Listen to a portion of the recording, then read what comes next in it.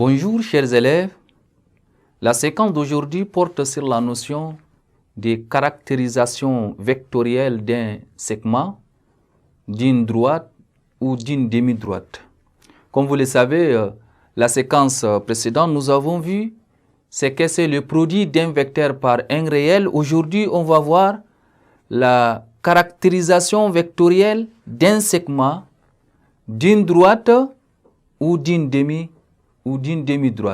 Eh bien, chers élèves, l'objectif même de cette séquence, c'est de caractériser vectoriellement un segment, une droite ou une demi-droite. Alors, j'aimerais à ce que chacun de vous va, n'est-ce pas, avoir son stylo, un cahier et un crayon afin de bien prendre note. D'abord, nous allons voir ce qu'on appelle les droites.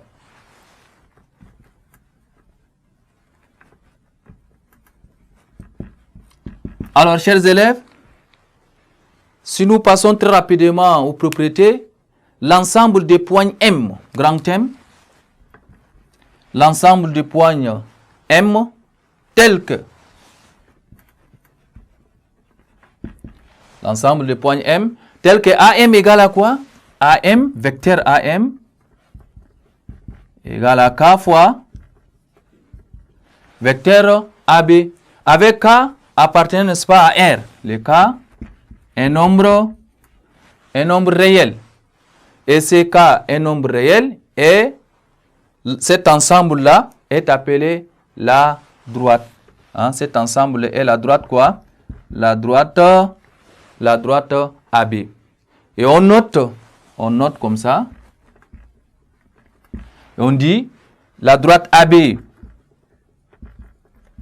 égale, nous allons mettre M tel que, ici AM, tel que le AM, vecteur AM, égale à quoi? On a dit K vecteur AB. K vecteur AB.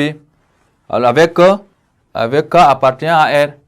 Maintenant l'écriture, cette écriture AM égale à K vecteur AB, chers élèves, est la caractérisation vectorielle d'une droite AB. Car elle traduit le lieu, n'est-ce pas, des points M appartenant, n'est-ce pas, à la droite AB. Donc je répète, je dis bien que l'écriture AM qui est égale à K fois vecteur AB est la caractérisation vectorielle d'une droite AB car elle traduit le lieu des points M appartenant, n'est-ce pas, à la droite AB. Maintenant, les demi-droite.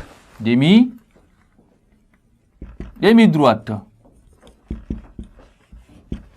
Alors, à partir de caractérisation, n'est-ce pas, de la caractérisation vectorielle d'une droite, on peut établir la caractérisation vectorielle d'un segment et aussi ce qu'on appelle ou d'une demi-droite.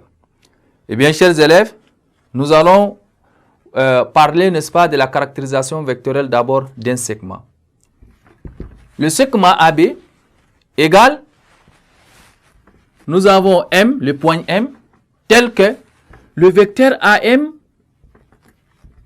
égale à K vecteur AB avec K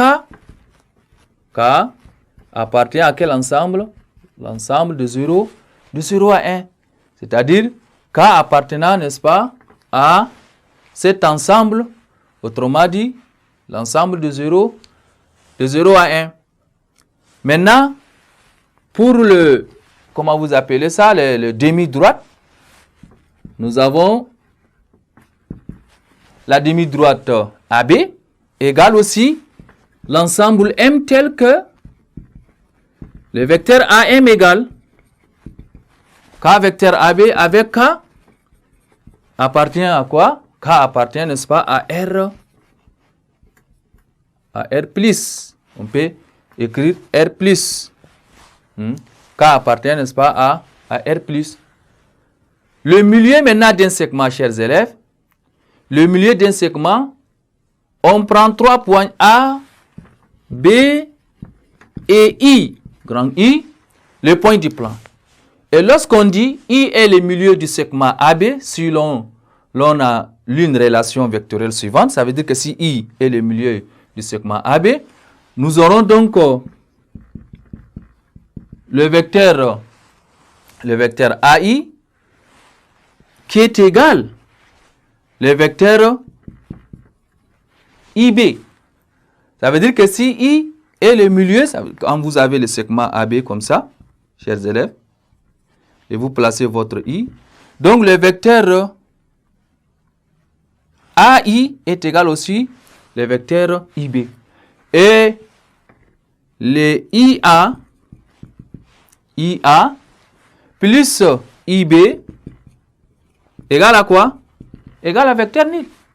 Et donc, on peut dire que le AI est égal à 1 demi des vecteurs AB. Ou bien réciproquement, AI est égal à moins, n'est-ce pas? Moins, ça vous donne, voilà, le AI qui est égal à la moitié, tout simplement, c'est positif.